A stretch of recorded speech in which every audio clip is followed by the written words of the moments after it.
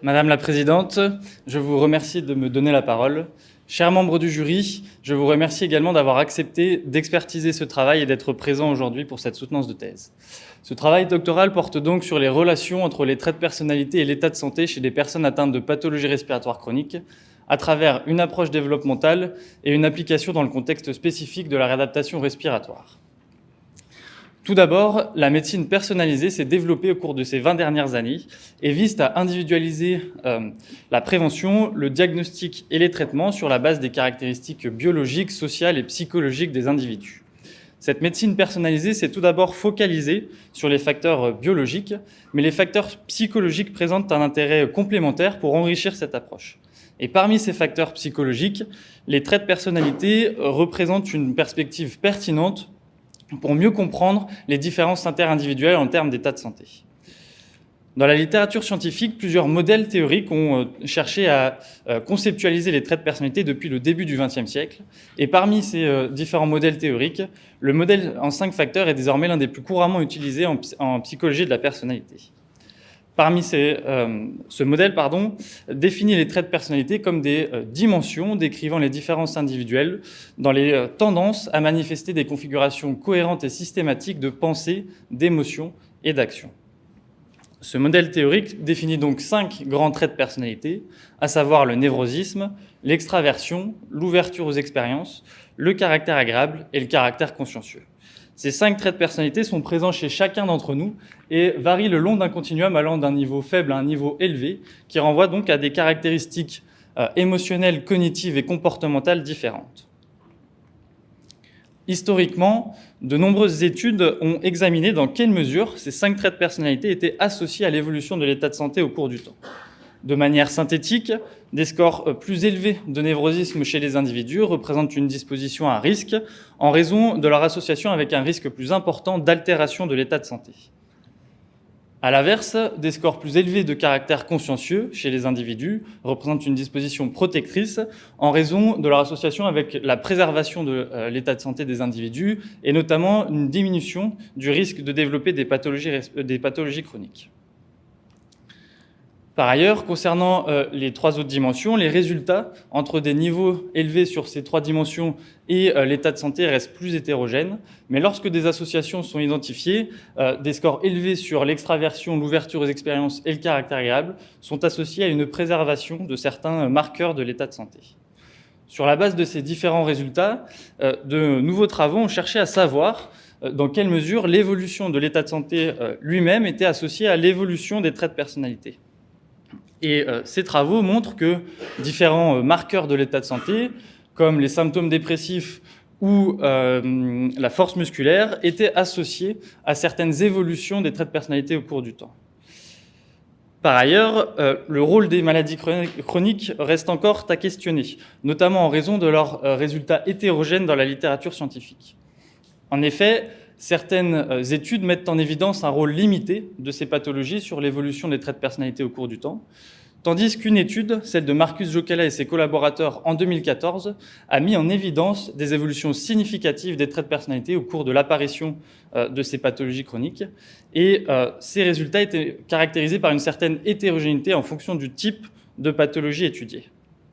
La compréhension de ces évolutions dans les maladies chroniques représente un enjeu majeur car les évolutions des traits de personnalité sont également associées à des conséquences sur l'état de santé. En effet, et de manière plus spécifique, des travaux de recherche ont permis de mettre en évidence que des augmentations du névrosisme au cours du temps et une diminution des 4 autres traits de personnalité au cours du temps sont associés à une altération de l'état de santé à travers plusieurs marqueurs étudiés. Et au regard de ces conséquences, ces évolutions peuvent être donc qualifiées de défavorables pour les individus. Dans le contexte des pathologies chroniques, il apparaît donc essentiel de mieux comprendre dans quelle mesure ces pathologies sont associées à l'évolution des traits de personnalité, potentiellement défavorables chez les individus.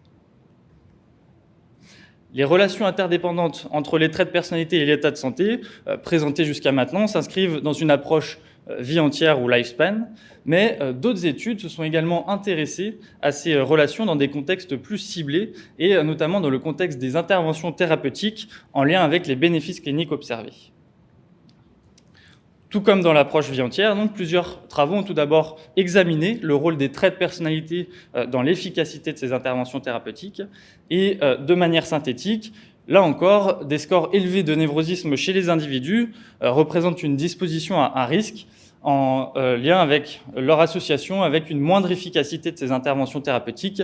que ce soit dans le contexte d'interventions liées à la santé mentale ou dans le contexte d'interventions visant principalement à améliorer l'état de santé physique. À l'inverse, les résultats concernant les 4 autres traits de personnalité restent plus hétérogènes dans la littérature et semblent varier en fonction des contextes thérapeutiques étudiés. Cependant, lorsque des associations significatives sont identifiées, des scores plus élevés sur ces dimensions sont associés à une meilleure efficacité de ces interventions. Sur la base de ces résultats, la littérature scientifique donc indique que les traits de personnalité sont associés à l'efficacité de ces interventions, mais pour l'heure, la manière d'utiliser ces résultats et la manière d'utiliser les traits de personnalité pour optimiser les interventions thérapeutiques reste encore très peu explorée. Dans le contexte des interventions thérapeutiques et dans la même logique que celle observée dans l'approche vie entière, plusieurs études se sont également interrogées sur le rôle de ces interventions thérapeutiques sur l'évolution des traits de personnalité au cours du temps.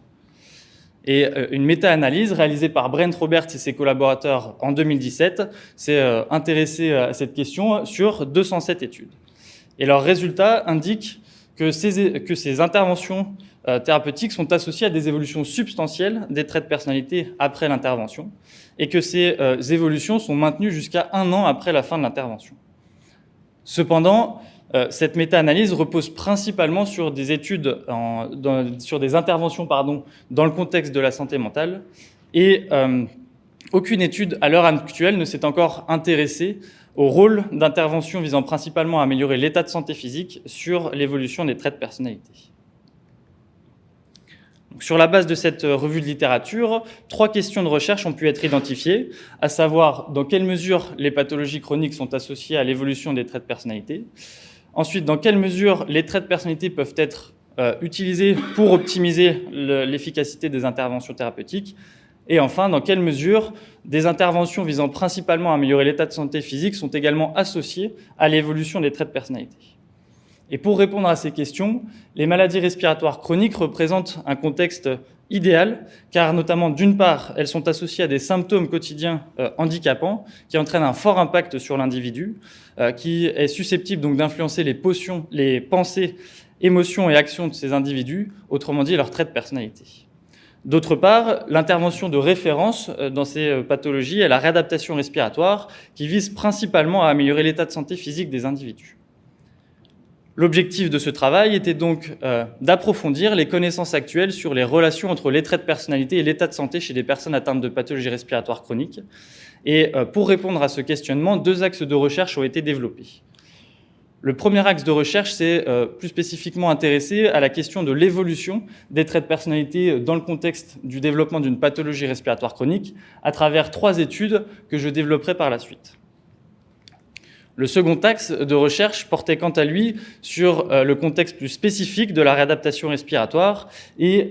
comprenait également 3 études que je développerai également plus tard dans cette présentation. Nous allons tout d'abord nous concentrer sur ces 3 premières études et dans le contexte des maladies respiratoires chroniques, l'étude de Marcus Jokela et ses collaborateurs en 2014, précédemment citée en introduction, a mis en évidence que ces pathologies étaient associées à une augmentation du névrosisme au cours du temps et à une diminution de l'extraversion, de l'ouverture aux expériences du caractère agréable et du caractère consciencieux chez les individus développant une de ces pathologies. Cependant, ce design se caractérise par seulement 2 temps de mesure, l'un avant et l'autre après le diagnostic de la pathologie, ce qui limite la compréhension des évolutions potentielles. En effet, il est possible que des évolutions prédiagnostiques puissent exister, comme c'est le cas chez les individus développant des troubles cognitifs qui présentent notamment des évolutions des traits de personnalité avant le diagnostic du trouble cognitif. Ensuite, le fait de n'avoir que 2 temps de mesure augmente l'erreur de mesure et ne permet pas de capturer avec une bonne précision les évolutions à plus long terme qui peuvent se produire après le diagnostic. Et notamment, les maladies respiratoires chroniques sont associées à de nombreuses conséquences sur l'état de santé, telles que l'inflammation, qui ont été précédemment associées à l'évolution des traits de personnalité au cours du temps. L'objectif de l'étude numéro 1 était donc d'examiner les évolutions des traits de personnalité avant et après le diagnostic de pathologie respiratoire chronique. Pour ce faire, des données issues de la Health and Retirement Study, qui est une cohorte nord-américaine portant sur des individus âgés de 65 ans et plus, ont été utilisées. Pour être inclus dans l'échantillon, les personnes ne devaient n'avoir aucune pathologie respiratoire chronique au premier temps de mesure. Et ensuite, 2 sous-échantillons ont été créés, l'un avec les personnes n'ayant pas développé de pathologie respiratoire chronique au cours du suivi, appelé groupe contrôle, et l'autre composé de personnes ayant développé une pathologie respiratoire chronique au cours du suivi entre le 2e temps de mesure et le 4e temps de mesure. Les analyses statistiques ont permis de mettre en évidence tout d'abord des trajectoires normatives dans le groupe contrôle, caractérisées donc par la droite en pointillé ici, et également les évolutions avant le diagnostic, caractérisées donc par la droite en tiret pointillé, et des évolutions post-diagnostic, caractérisées par la droite pleine. Et concernant ces évolutions, les analyses statistiques mettent en évidence une diminution plus prononcée de l'extraversion, de l'ouverture aux expériences du caractère agréable et du caractère consciencieux chez les individus avant le diagnostic de la pathologie respiratoire chronique. Et ces diminutions étaient plus prononcées que dans la population générale. Et ces diminutions s'accélèrent après le diagnostic de la pathologie pour l'extraversion, le caractère agréable et le caractère consciencieux. Et l'on observe également une augmentation du névrosisme après le diagnostic de ces pathologies. Donc, au regard de ces résultats, le développement d'une pathologie respiratoire chronique est donc associé à l'évolution des traits de personnalité avant et après le diagnostic de ces pathologies. Et ces évolutions observées peuvent donc être qualifiées d'évolutions défavorables qui pourraient donc aggraver l'état de santé de ces individus. L'un des enjeux est donc de mieux comprendre les facteurs qui sont associés à ces évolutions des traits de personnalité. Et il est tout d'abord intéressant d'identifier des leviers qui pourraient modérer ces trajectoires défavorables. Et parmi les leviers identifiés dans la population générale, une activité physique régulière a été associée à des trajectoires favorables pour l'activité physique et qui constitue donc un levier pertinent à investiguer dans le cadre des pathologies respiratoires chroniques. Par ailleurs, il est également pertinent de savoir si ces évolutions des traits de personnalité sont corrélées à l'altération de l'état de santé associée à l'apparition d'une pathologie respiratoire chronique. En effet, plusieurs études réalisées en population générale suggèrent des évolutions corrélées entre les traits de personnalité et plusieurs marqueurs de l'état de santé. Mais à l'heure actuelle, aucune étude ne s'est encore intéressée à cette question-là dans le contexte de pathologies chroniques telles que les maladies respiratoires chroniques.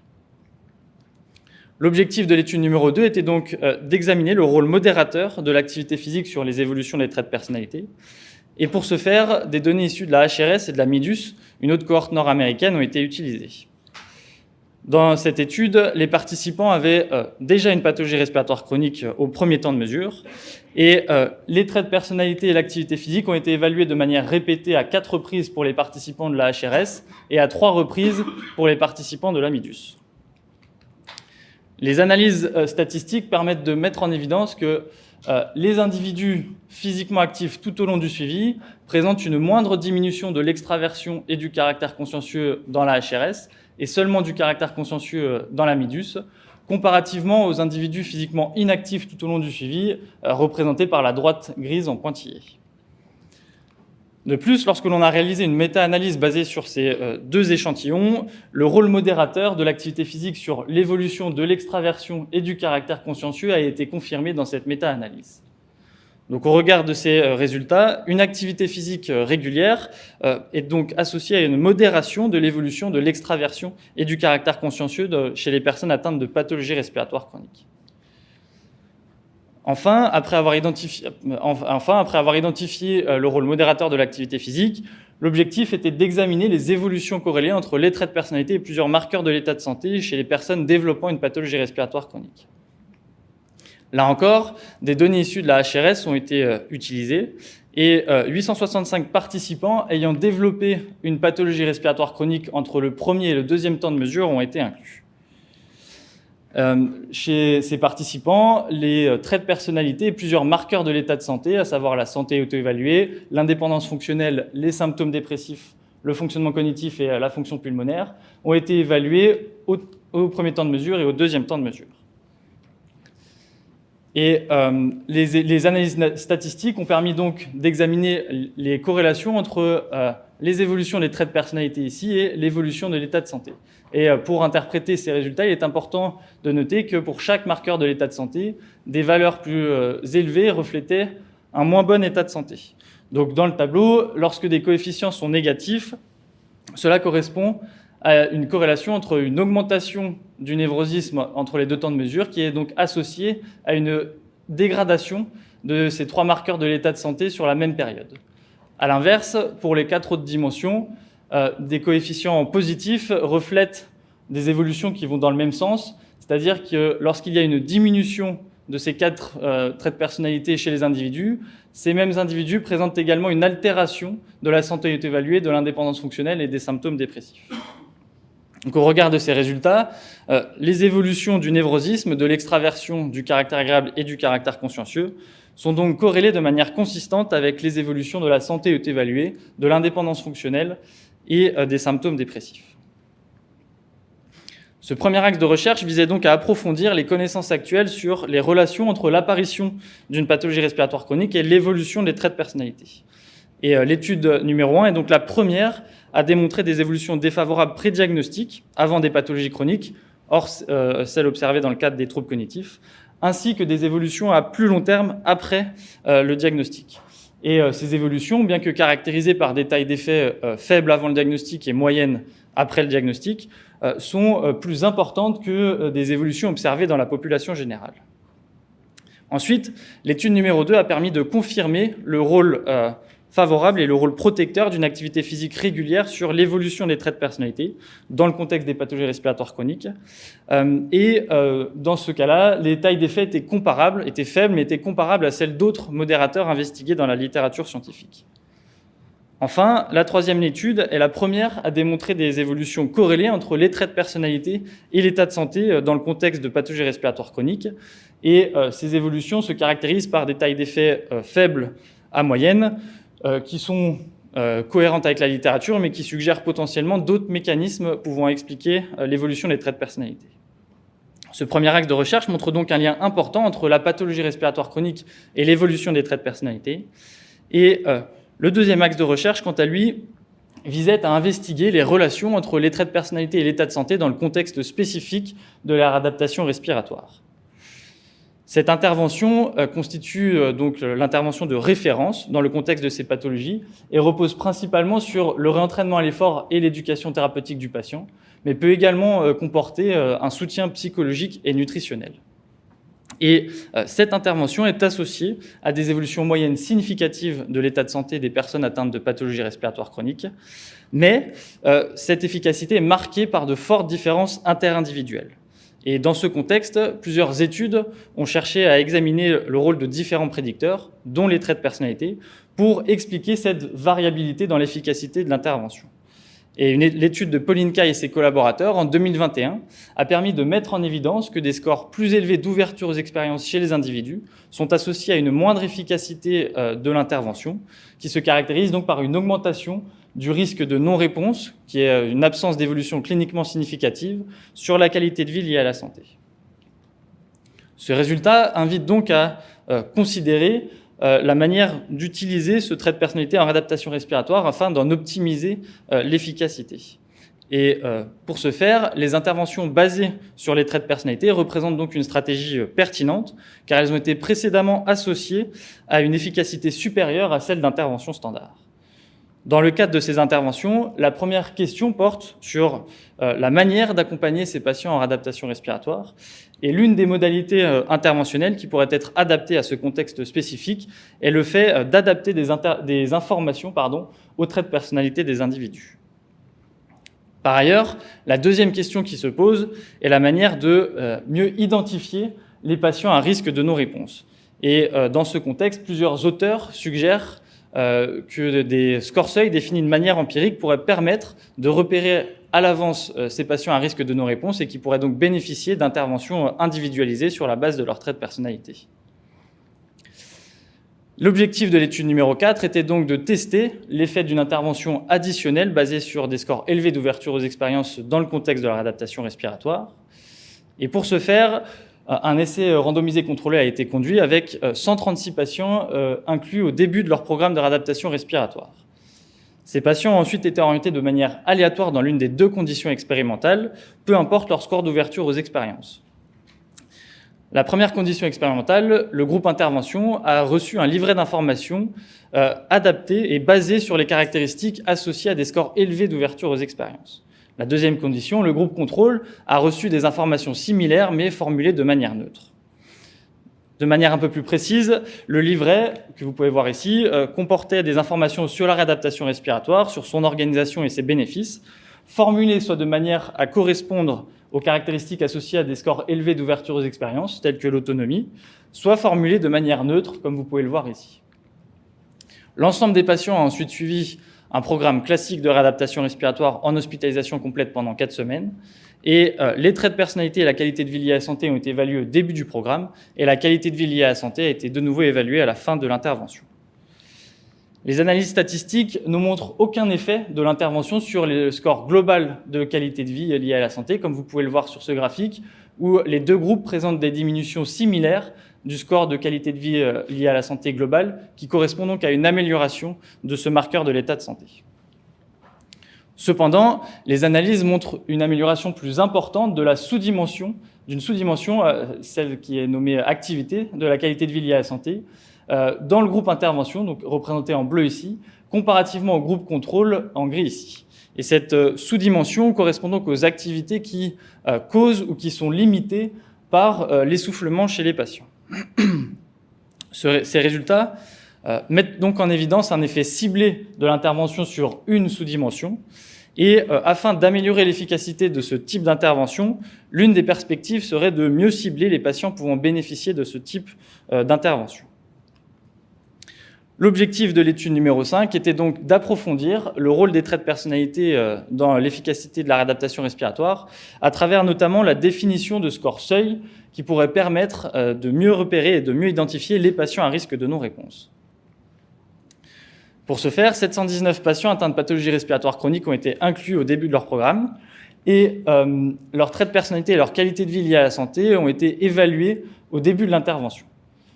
L'ensemble de ces patients a ensuite suivi un programme classique de réadaptation respiratoire de 4 semaines en hospitalisation complète et la qualité de vie liée à la santé a de nouveau été évaluée à la fin du programme. 665 patients ont complété la réadaptation respiratoire dans sa totalité. Et dans cette étude, l'efficacité de la réadaptation respiratoire a été conceptualisée à travers la non-réponse, qui est donc l'absence d'évolution cliniquement significative, sur la qualité de vie liée à la santé. Et les analyses statistiques mettent en évidence que des scores plus élevés de névrosisme chez les patients sont associés à une augmentation du risque de non-réponse sur la qualité de vie liée à la santé, tandis que des scores plus élevés de caractère agréable sont associés à une diminution de ce risque. Par ailleurs, l'un des objectifs était donc d'essayer de définir des scores seuil de manière empirique visant à mieux repérer les patients à risque de non-réponse. Et dans ce contexte, les analyses ROC ne mettent en évidence aucun score seuil pour le névrosisme,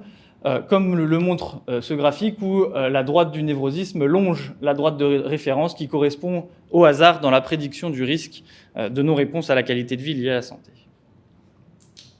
Donc, bien que l'étude numéro 5 n'ait pas identifié de score seuil, elle a tout d'abord permis de confirmer le rôle des traits de personnalité sur l'efficacité de la réadaptation respiratoire. Mais à l'heure actuelle, aucune étude ne s'est encore intéressée à la relation inverse, à savoir dans quelle mesure ce type d'intervention est associé à des évolutions des traits de personnalité et dans quelle mesure ces potentielles évolutions sont corrélées à celles de l'état de santé observé à la fin de ces interventions.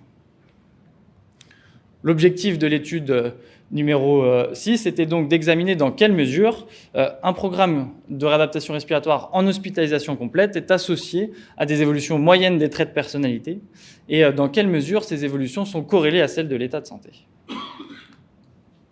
Dans ce contexte, 603 patients atteints de pathologie respiratoire chronique ont été inclus au début de leur programme.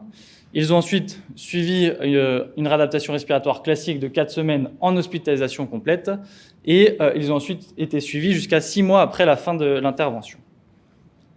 Leurs traits de personnalité et leur qualité de vie liée à la santé ont été évalués à 3 reprises, donc au début du programme et à la fin, ainsi que 6 mois après la fin de l'intervention.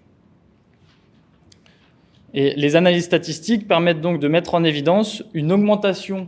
de la stabilité émotionnelle, qui est donc l'inverse du névrosisme, qui correspond donc à une diminution du névrosisme au cours de la réadaptation, ainsi qu'une augmentation de l'extraversion et du caractère consciencieux au cours de l'intervention. Cependant, l'ensemble de ces évolutions est revenu à leur niveau initial 6 mois après la fin du séjour. Et de manière complémentaire, les analyses statistiques ont permis également d'identifier des évolutions corrélées entre les évolutions des 3 traits de personnalité et celles de la qualité de vie liée à la santé. Autrement dit, lorsque les individus présentent une augmentation de la stabilité émotionnelle, de l'extraversion et du caractère consciencieux, ces individus présentent également une amélioration de la qualité de vie liée à la santé au cours du programme. Et la relation inverse est également vraie, c'est-à-dire qu'au cours de la période de suivi, lorsque les individus présentent une diminution de la stabilité émotionnelle, de l'extraversion et du caractère consciencieux, ils présentent également une altération de leur qualité de vie liée à la santé. L'objectif de ce deuxième axe de recherche était donc de mieux identifier les relations entre les traits de personnalité et l'état de santé dans le contexte de la réadaptation respiratoire. Et par rapport à la question de recherche numéro 2, qui était de mieux comprendre comment les traits de personnalité peuvent être utilisés pour optimiser l'efficacité des interventions thérapeutiques, l'étude numéro 4 met en évidence que des informations basées sur des scores élevés d'ouverture aux expériences présentent un effet limité. Et ce résultat pourrait s'expliquer par deux raisons potentielles. Celle reliée à l'efficacité de l'intervention en elle-même et les informations, ou celle liée au ciblage de la population et notamment aux traits ciblés par l'intervention. De plus, l'étude numéro 5 n'a mis en évidence aucun score seuil empirique qui permet de prédire l'efficacité de cette intervention, mais les associations significatives entre le névrosisme et le caractère agréable d'une part et d'autre part le risque de non-réponse suggère une influence peut-être plus continue et diffuse des traits de personnalité qu'une influence caractérisée par un score seuil bien défini. Enfin,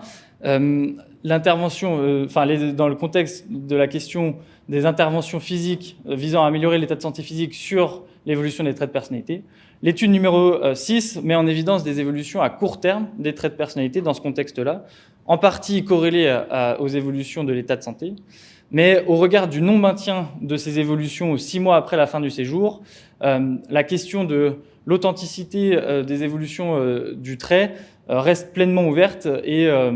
la question de la présence d'autres mécanismes pouvant expliquer ces évolutions est également à questionner. De manière plus générale, ce travail doctoral a permis, entre autres, d'apporter des pistes de réflexion à propos de 2 éléments. Le premier, qui concerne l'association entre la pathologie respiratoire chronique et l'évolution des traits de personnalité, qui est en partie modérée par l'activité physique et corrélée avec certains marqueurs de l'état de santé et la réadaptation respiratoire, invite à considérer les mécanismes potentiels visant à expliquer ces différentes associations. Et dans ce contexte, la littérature scientifique propose 3 mécanismes qui pourraient permettre d'expliquer le lien entre l'évolution de l'état de santé et l'évolution des traits de personnalité chez les individus. Tout d'abord, le premier mécanisme repose sur l'hypothèse que ce sont les évolutions de l'état de santé qui entraînent l'évolution des traits de personnalité au cours du temps. À l'inverse, il existe un deuxième mécanisme, le mécanisme inverse, qui postule que ce sont les évolutions des traits de personnalité qui peuvent entraîner et qui entraînent une évolution de l'état de santé. Enfin, un dernier mécanisme mis en avant par la littérature est le fait que d'autres mécanismes, d'autres processus pourraient avoir une influence similaire sur les évolutions de l'état de santé et des traits de personnalité qui se reflèteraient donc dans leurs évolutions corrélées. Et ce qui est important de noter, c'est que ces 3 mécanismes peuvent coexister chez un même individu et peuvent se renforcer chez cet individu. Par ailleurs, ce travail doctoral a permis également d'apporter de nouvelles connaissances sur les interventions basées sur les traits de personnalité, notamment dans le contexte de la réadaptation respiratoire. Et par rapport à ça, l'effet limité de l'intervention observée dans l'étude numéro 4 invite à reconsidérer, à repenser le design de ce type d'intervention et également à repenser la manière de cibler la population et notamment le trait ciblé dans le contexte de cette intervention. De plus, l'absence de score seuil sur les traits de personnalité pour repérer les individus qui pourraient bénéficier de ce type d'intervention, invite également à explorer des stratégies alternatives qui pourraient tout de même permettre d'individualiser la réadaptation respiratoire sur la base des traits de personnalité, avec comme objectif d'en optimiser l'efficacité. Malgré ces apports, ce travail doctoral présente également certaines limites qu'il est important de considérer dans l'interprétation des résultats. Tout d'abord, les études dans l'axe 1 de ce travail doctoral reposent uniquement sur 2 cohortes nord-américaines et les études rattachées à l'axe 2 portent également sur un contexte unique de réadaptation respiratoire dans le contexte français. Et ces contextes spécifiques invitent donc à la plus grande prudence quant à la généralisation de ces résultats dans le contexte à la population globale des personnes atteintes de maladies respiratoires chroniques et invitent donc à conduire des études futures dans d'autres contextes pour confirmer et tester la réplicabilité de ces résultats. De plus, ce travail doctoral repose uniquement sur des mesures auto-rapportées des traits de personnalité qui se caractérisent par un certain nombre de biais et il serait important également de conduire de futures études s'appuyant sur des mesures autres des traits de personnalité comme des mesures hétéro-rapportées pour confirmer les résultats observés dans ce travail doctoral. Enfin, celui-ci a adopté une approche centrée sur la population des personnes atteintes de pathologies respiratoires chroniques et également s'est centré sur les traits de personnalité, donc ce qui est d'une première perspective pertinente, mais des approches complémentaires pourraient également être intéressantes par la suite pour mieux comprendre les relations entre l'état de santé et les maladies respiratoires chroniques avec l'évolution des traits de personnalité. Et dans ce contexte, il serait intéressant d'aller chercher donc les différences individuelles dans les évolutions des traits de personnalité en lien avec l'état de santé, mais également d'identifier et d'examiner le rôle des facettes et des nuances qui sont des sous-dimensions des traits de personnalité en lien avec l'état de santé. Pour conclure, à travers des approches longitudinales, prospectives et interventionnelles, ce travail doctoral permet de mettre en évidence des relations étroites entre les traits de personnalité et l'état de santé chez les personnes atteintes de pathologies respiratoires chroniques, que ce soit du développement de la pathologie jusqu'à un contexte de soins spécifique qu'est la réadaptation respiratoire. D'un point de vue théorique, ce travail doctoral contribue à une meilleure compréhension des mécanismes potentiels liant l'évolution des traits de personnalité à celui de l'état de santé, à travers notamment l'exemple des pathologies respiratoires chroniques. De plus, il apporte également de nouvelles connaissances pour la conceptualisation de futures interventions basées sur les traits de personnalité. D'un point de vue clinique, ce travail doctoral invite donc à considérer de manière assez forte les traits de personnalité dans la gestion des pathologies respiratoires chroniques, au vu du fait que les traits de personnalité constituent donc un nouveau marqueur de l'impact de ces pathologies sur le fonctionnement d'un individu, avec des évolutions qui peuvent être caractérisées de défavorables. Et de plus, ce travail confirme également le rôle des traits de personnalité dans l'efficacité de l'accompagnement et invite donc à considérer les traits de personnalité dans cet accompagnement à travers 2 façons possibles. La première qui pourrait être donc d'adapter les interventions aux traits de personnalité, malgré les effets limités observés dans l'étude numéro 4, avec des designs repensés, ces interventions pourraient être intéressantes, notamment pour améliorer l'autogestion au cours du développement de la pathologie ou dans le contexte de la réadaptation respiratoire. Ou une des autres solutions pourrait être de cibler directement les traits de personnalité qui sont associés à des conséquences défavorables pour l'individu, soit au cours du développement de la pathologie, soit dans le contexte de la réadaptation respiratoire pour en optimiser l'efficacité. Madame la Présidente, chers membres du jury, je vous remercie d'avoir écouté cette présentation et je me tiens prêt à échanger avec vous sur ce travail doctoral.